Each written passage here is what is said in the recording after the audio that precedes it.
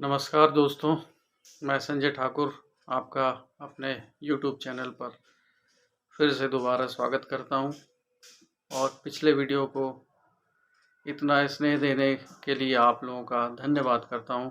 इसी तरह अपना प्यार बना कर रखें। दोस्तों, आज हम बात करेंगे मानसिक रोग, मानसिक अस्वस्थता एवं चंद्रमा जिसके प्रभाव के कारण ये सारी समस्याएं आपके जीवन में, हमारे जीवन में आती हैं। तो शुरू करते हैं। चंद्रमा मन का कारक होता है और इसका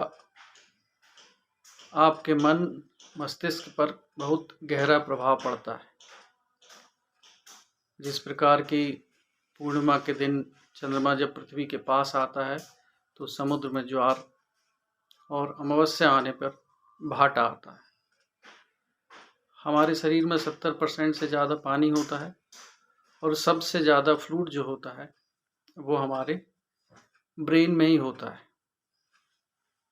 इसलिए मन में चंद्रमा का प्रभाव बहुत अधिक पड़ता है। हमारे मस्तिष्क में कई प्रकार के रसायन, केमिकल चेंजेस होते हैं जिसके कारण कि आपकी इच्छाएं, काम करने की इच्छा, पढ़ने की इच्छा, आपकी मनोवृत्ति, आपका उदास रहना, आपका खुश रहना, ये सभी चीज़ें चंद्रमा की ही वजह से होता है। अगर आपकी कुंडली में चंद्रमा सही नहीं है, अच्छा नहीं है, तो उस वाले भाव में बैठा है, तब फिर आपको इन मानसिक विकारों से दो चार हाथ होना पड़ सकता है।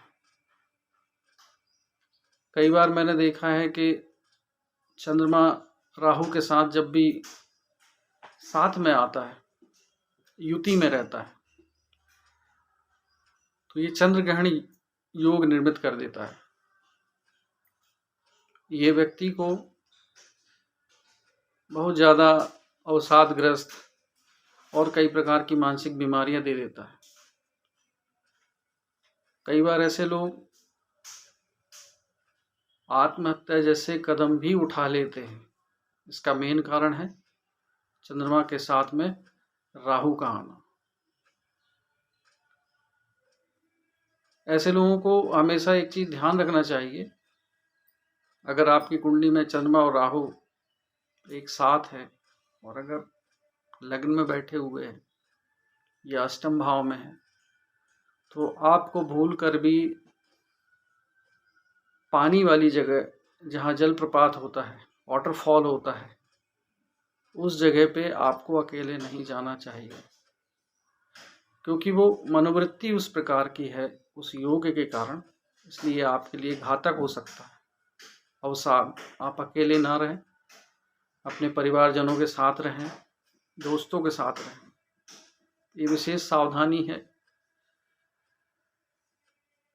इसी प्रकार जल से संबंधित रोग होना, शीत प्रकृति के रोग होना, छाती के रोग होना, विशेषकर फेफड़े से संबंधित विकार, अस्थमा, यह भी चंद्रमा की अशुभता के कारण ही आता है। बाल्यावस्था में अगर अपन किसी जातक की कुंडली देखें और चौथे भाव में अगर चंद्रमा नीच का है या चौथे भाव में किसी प्रकार का अशुभ योग बन रहा है, तो फिर ये माता के सुख में कमी कर देता है। ये विशेष रूप से ध्यान देने वाली बात है। चंद्रमा का जीवन और मृत्यु से बहुत गहरा संबंध होता है। जिस प्रकार चंद्रमा में 16 कलाएं होती हैं और जो नवजात शिशु होता है जिसके सिर, कपाल की हड्डी विकसित नहीं होती है, वो 14 दिन में होती है, तो उन चंद्रमा की 16 कलाओं से संबंध होता है। जैसे जैसे दिन बीतते हैं उस हिसाब से वो हड्डी भरना स्टार्ट होती है। आपने छोटे बच्चों में ये चीज़ देखी होगी। अब व्यक्ति का जब जन्म होता है तो उस समय बहुत सारी चीज़ें, मानसिक स्थिरता इस बात पर निर्भर होती है कि आप अमावस्या और पूर्णिमा इनके किस तिथि के बीच में आपका जन्म हुआ है, क्योंकि वहीं से आपकी बौद्धिक क्षमता, ज्ञान कैसा होगा वो निर्धारित हो जाता है। इसलिए आपने देखा होगा जो मानसिक विक्षिप्त लोग होते हैं उनमें सबसे ज़्यादा समस्या पूर्णिमा या अमावस्या के दिन ही आती है। अच्छा, एक और चीज़ बताता हूँ कि आज आधुनिक युग है, लोग कई चीज़ों में विश्वास नहीं करते हैं, लेकिन जिस प्रकार से आपकी किसी भी इलेक्ट्रॉनिक डिवाइस में एक एंटीवायरस सिस्टम होता है, उसी प्रकार से कुंडली में चंद्रमा जो है वो आपका एक प्रकार का वही चीज़ है। तो हमारे साथ इस यूनिवर्स में कई आयाम हैं जिनमें हम सभी आयामों में नहीं देख सकते, 2D 3D तक ही हम सीमित हैं, लेकिन कुछ आयाम ऐसे होते हैं जब आपका चंद्रमा गड़बड़ होता है या अच्छी स्थिति में नहीं है तो ऐसे व्यक्तियों का संबंध जो होता है वो अतीन्द्रिय संपर्क होने लगता है। उस आयाम में वो लोग देखने लगते हैं या उनको चीज़ें अनुभूति होने लगती है तो वो भ्रम का शिकार हो जाते हैं। ऐसे लोगों को घर के लोग ऊपरी बाधा बोल देंगे, डॉक्टर वो मानसिक रोग बताएंगे। सभी सही है, लेकिन आपको मेन कुंडली में देखना है कि आपका चंद्रमा कैसा है। अशुभता से बचने के लिए गाय के कच्चे दूध में मोती की अंगूठी चांदी में बनवाकर उसे गाय के कच्चे दूध और चंदन के लेप में रखकर सोमवार को सबसे छोटी उंगली में धारण करना है। इससे आप इनकी अशुभता से बच सकते हैं। कई संकेत ऐसे होते हैं जिसे आप देख के समझ सकते हैं कि इस जातक का, इस व्यक्ति का चंद्रमा अच्छा नहीं है। अचानक से शरीर ठंडा पड़ना, ये भी चंद्रमा का नकारात्मक प्रभाव है।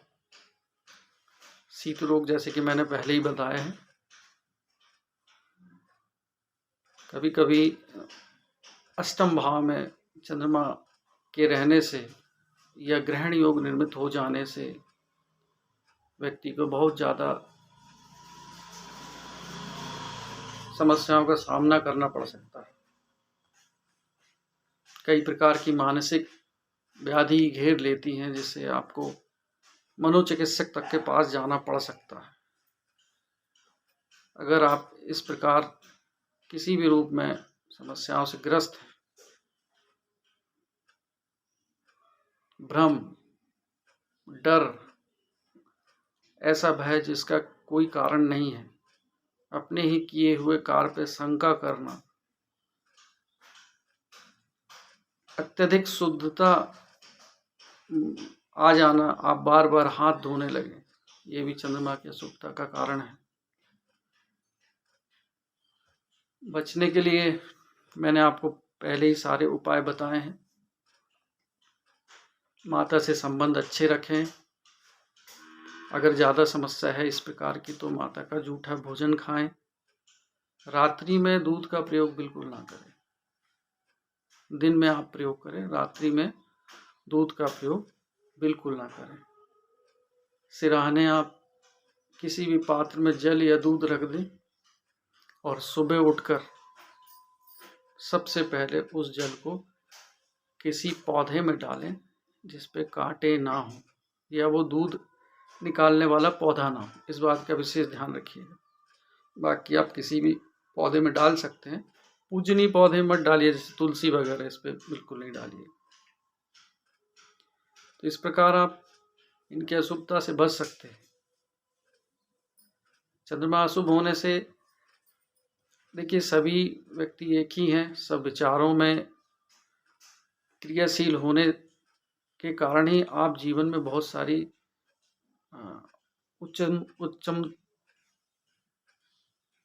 उच्च शिखर को प्राप्त कर सकते हैं, क्योंकि आप शरीर से मजबूत हैं, लेकिन अगर आपका मन कमजोर है, आप में काम कम करने की तीव्र इच्छा नहीं है, तो फिर आप आलस्य या अवसाद से ग्रसित हो जाएंगे। तो आप किसी भी प्रकार के कार्य को पूर्ण रूप से कर नहीं पाएंगे, क्योंकि मेन शरीर का कंट्रोल तो आपका ब्रेन ही है ना। आप शरीर से कितने भी अच्छे हो, लेकिन अगर ब्रेन सही नहीं चलेगा, मन सही नहीं होगा। देखिए बहुत अच्छा कवि, बहुत अच्छा वैज्ञानिक चंद्रमा की शुभता से ही बनता है। क्यों? क्योंकि कवि, उसकी परिकल्पनाएं मस्तिष्क में, जो आविष्कारक है, वैज्ञानिक है, वो कोई भी फॉर्मूले या वो चीज़ पहले लिखता नहीं है, अवचेतन मन में पहले वो उस चीज़ के बारे में विचार करता है, तब उसको नए नए योजनाएं, आइडिया आते हैं, उनको फिर वो कागजी रूप में करता है। इसलिए चंद्रमा की शुभता के लिए जो मैं उपाय बता रहा हूँ, इनको आप करिएगा, निश्चित आपको लाभ मिलेगा। धन्यवाद। आप मेरे चैनल को सब्सक्राइब करिए और बेल आइकन जरूर प्रेस करिए। धन्यवाद।